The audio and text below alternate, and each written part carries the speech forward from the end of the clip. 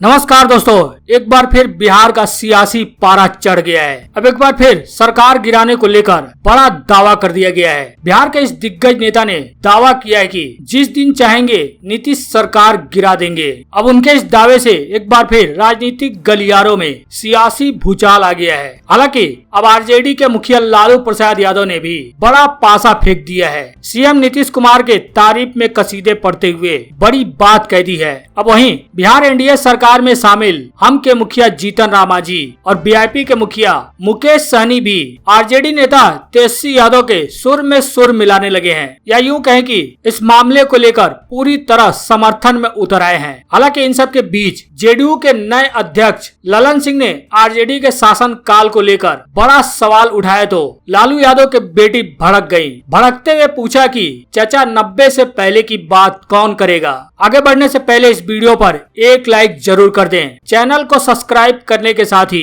घंटी को बजाना बिल्कुल ना भूलें, जिससे कि इस चैनल पर आने वाले सभी नए खबरों का अपडेट आपको तुरंत मिल सके। जी हाँ, बिहार में लगातार सियासी सरगर्मियां बढ़ती जा रही हैं। एक के बाद एक नेता बिहार सरकार गिराने की दावे पर दावे कर रहे हैं। तेजस्वी यादव से लेकर आरजेडी और कांग्रेस के कई दिग्गज नेता दावा कर चुके हैं कि बिहार एनडीए में सब कुछ ठीक नहीं चल रहा है और ये सरकार जल्द ही गिर जाएगी। तेजस्वी यादव तो यहाँ तक दावा कर चुके हैं कि 3 महीने के भीतर यह सरकार गिर जाएगी। हालांकि एक दिन पहले ही लालू यादव के बड़े बेटे तेज प्रताप यादव ने भी दावा किया था कि जिस दिन आरजेडी मुखिया लालू प्रसाद यादव बिहार आएंगे उनकी सरकार बनना तय है। यहाँ तक ही नहीं, तेज प्रताप यादव ने बोलते हुए कहा था कि मैं ये दावे के साथ कह रहा हूँ, जिस दिन लालू प्रसाद यादव की बिहार में एंट्री हो जाएगी उस दिन बिहार में नई सरकार आएगी। हालांकि अब इन सब दावों के बीच ही अब आरजेडी के नेता मृत्युंजय तिवारी ने भी बड़ा बयान दे दिया है। अब उपेंद्र कुशवाहा के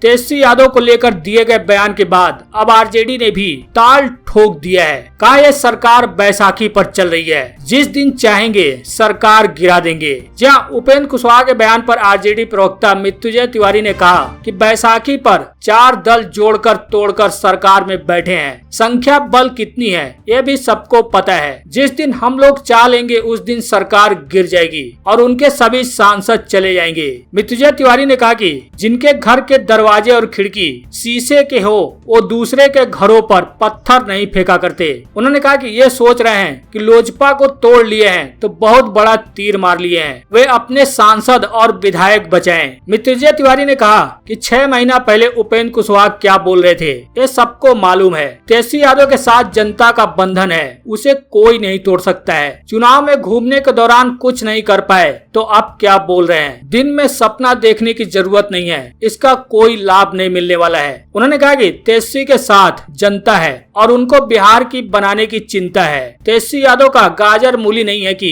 कोई तोड़ दे। दरअसल आपको बता दें, जेडीयू के संसदीय बोर्ड के अध्यक्ष उपेंद्र कुशवाहा अपनी यात्रा के दौरान बुधवार को जमुई पहुंचे थे। कुशवाहा ने इस दौरान कई लोगों को पार्टी की सदस्यता भी दिलाई। इस दौरान मीडिया कर्मियों से बातचीत करते हुए कुशवाहा ने कहा था कि उनकी राजद के कई नेताओं से बात होती है। आने वाले दिनों में तेजस्वी यादव का वही हाल होने जा रहा है जो चिराग पासवान का हुआ है। अब इसी का जवाब देते हुए आरजेडी के दिग्गज नेता मृत्युंजय तिवारी ने कहा कि यह सरकार बैसाखी पर चल रही है, जिस दिन चाहेंगे सरकार गिरा देंगे, वो सांसद और विधायक बचाएं। हालांकि अब लालू यादव ने भी अपना पासा फेंकना शुरू कर दिया है और नीतीश कुमार की तारीफ कर दी। नीतीश कुमार की तारीफ करते हुए कहा कि नीतीश कुमार हमारे दिल में रहते हैं। लेकिन अब एनडीए सरकार में शामिल जीतन राम मांझी और मुकेश सहनी भी आरजेडी के सुर में सुर मिलाने शुरू कर दिए हैं। जी हाँ, पिछले दिनों सीएम नीतीश कुमार ने भी तेजस्वी यादव के सुर में सुर मिलाते हुए कहा था कि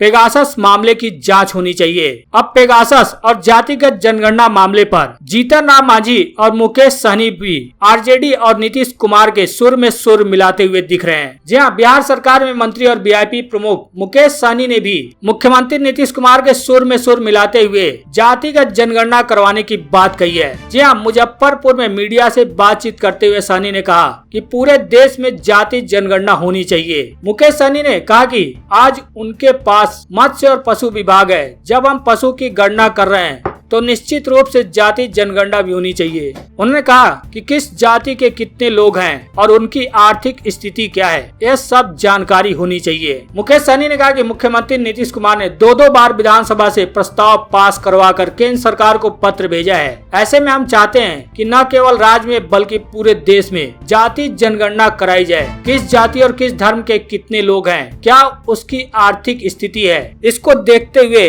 पूरे देश भर में जाति जनगणना होनी चाहिए। हालांकि जाति जनगणना के मुद्दे पर हम के मुखिया जीतन राम मांझी भी तेजस्वी यादव और नीतीश कुमार के सुर में सुर मिला चुके हैं। उन्होंने भी साफ साफ कहा है कि जाति जनगणना होनी ही चाहिए। हालांकि अब नीतीश कुमार और तेजस्वी यादव के बाद मांझी ने पेगासस मामले पर भी सवाल उठाया है। कहा कि वर्तमान हालत में यानी वर्तमान हालात जो हैं उस हिसाब से जांच जरूरी है। जी हाँ, जीतन राम मांझी ने भी कथित पेगासस जासूसी कांड मामले की जांच कराने की बात कही है। बिहार के पूर्व मुख्यमंत्री जीतन राम मांझी ने कहा कि मुझे लगता है वर्तमान परिस्थितियों को ध्यान में रखकर पेगासस जासूसी मामले की जांच करा लेनी चाहिए। मांझी ने अपने ट्विटर अकाउंट से ट्वीट करते हुए लिखा, अगर विपक्ष किसी मामले की जांच की मांग कर लगातार संसद का काम प्रभावित कर रहा है तो यह गंभीर मामला है। मुझे लगता है वर्तमान परिस्थितियों को ध्यान में रखकर पेगासस जासूसी मामले की जांच करा लेनी चाहिए, जिससे देश को पता चल जाए कि कौन किन लोगों की जासूसी करवा रहा है। हालांकि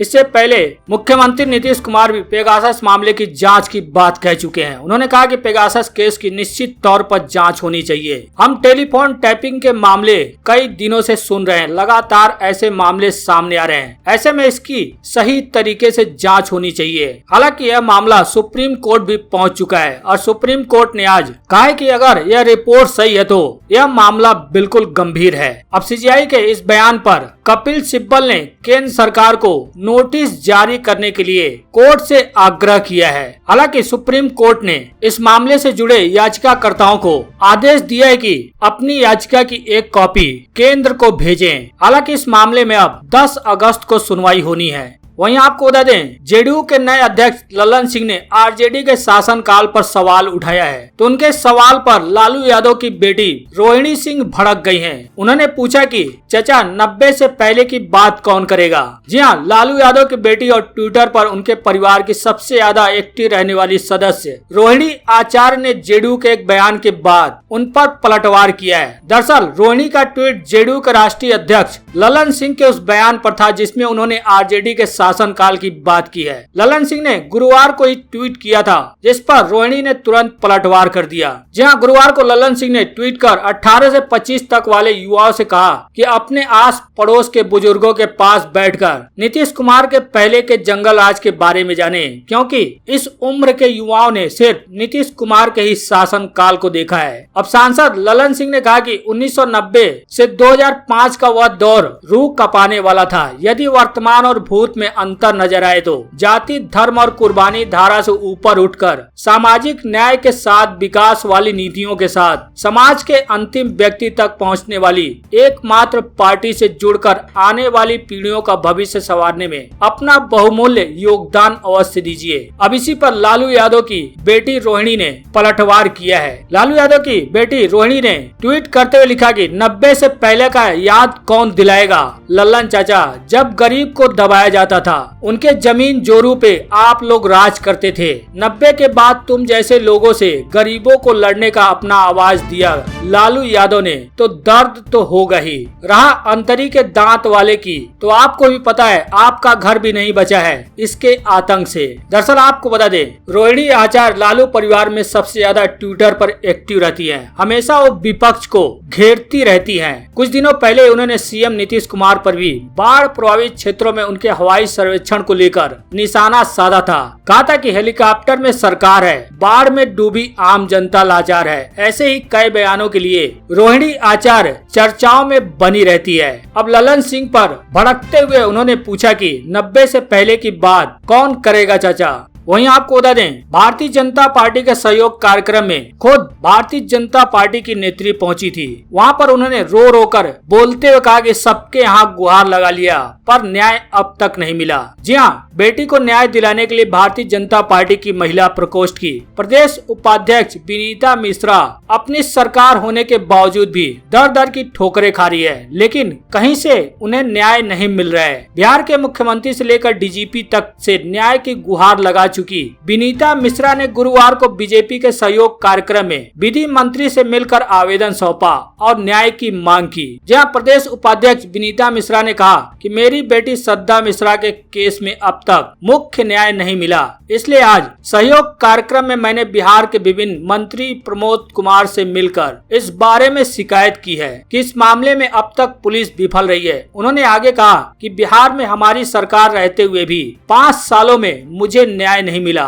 तो सोचिए दूसरों का, आम जनता का क्या हाल होगा। रोती बिलखती हुई विनीता मिश्रा ने कहा कि शादी के 2 साल बाद मेरी बेटी आत्महत्या कर ली थी, जिसे लेकर मैंने पुलिस में शिकायत भी की थी, लेकिन 5 साल बीत जाने के बावजूद भी आज तक इस केस में कुछ भी नहीं हुआ। यहाँ तक कि दोषियों को आज तक पुलिस गिरफ्तार भी नहीं कर पाई है। दरअसल आपको बता दें, पटना के लालजी टोला स्थित आरके प्लाजा में रहने वाली बीजेपी की प्रदेश उपाध्यक्ष श्री लक्ष्मी नारायण मिश्रा की पत्नी विनीता मिश्रा की बेटी श्रद्धा मिश्रा ने ससुराल में 5 साल पहले अक्टूबर 2016 में आत्महत्या कर ली थी। शादी के महज कुछ ही दिनों के बाद एक घटना हुई थी, जिसके बाद इन्होंने पटना के गांधी मैदान थाने में शिकायत दर्ज कराई थी, जहां 8 अक्टूबर 2016 को यह मामला दर्ज किया गया था और कई धाराओं में यह मामला दर्ज किया गया था। बताया जा रहा है कि उनके ससुराल वालों पर ही दहेज हत्या और आत्महत्या के लिए उकसाने का मामला दर्ज करवाया गया था, जिसका अब तक न्याय नहीं मिला। इसी को लेकर बिलखती हुई विनीता मिश्रा बीजेपी के सहयोग कार्यक्रम में पहुंची और उन्होंने गुहार लगाई कि मुझे जल्द न्याय दिलवाया जाए।